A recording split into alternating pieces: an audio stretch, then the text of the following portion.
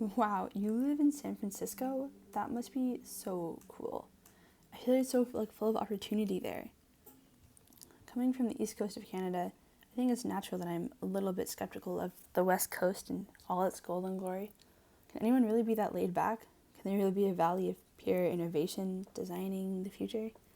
I wasn't convinced before I landed in San Francisco in September, and after 8 months in the valley, I can say with confidence that that's not true. Not really. People here don't look happy. Walking down Market Street towards the financial district, where LinkedIn, Salesforce, and Google all have offices, AirPod toting millennials look part unenthused, part stressed.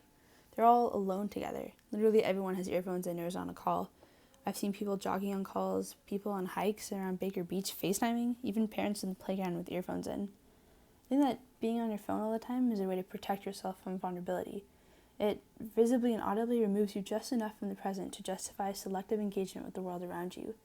Sari Turkle, a professor at MIT, says that technology is seductive when its affordances meet our human vulnerability, explaining perhaps why AirPods and constant phone calls are modern-day armor. You don't have to empathize with the homeless if you can't hear them, right?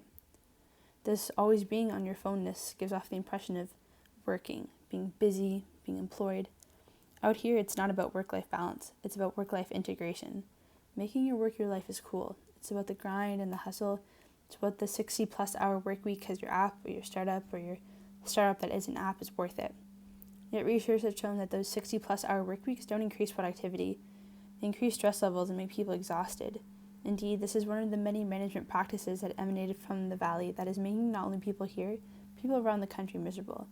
This extends to offices that are supposed to be fun, open concept, foosball tables, which in fact are often distracting from what is missing in those jobs, security and 16-hour work days. Okay, so nothing but positive innovation and sunshine workplace is not entirely true. What about the progressivism? San Francisco liberal? Sure, if sharing the Guardian's article on endangered koala bears or Brexit is enough to check that box.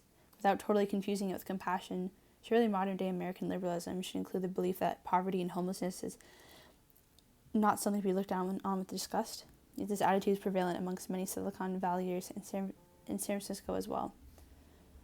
Some of the complaints from techies feel comical. For example, entrepreneur Justin Keller's open letter to the San Francisco mayor includes, not only as a review from Quartz put it, an incredible sense of bourgeois entitlement, reckless irony, and slopless philosophy, but also quotes such as, "I shouldn't have to worry about being accosted.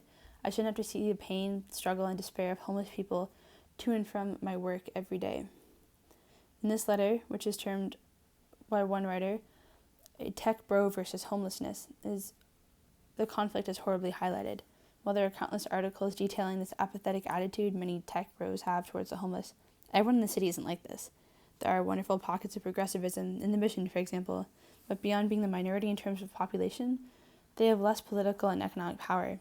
These groups might as well be speaking different languages and seem to have a hard time getting to know one another's points. Of course, the clever Facebook and Google algorithms, which are designed in the Bay Area, make it so people's social media and internet searches remain ideological echo chambers.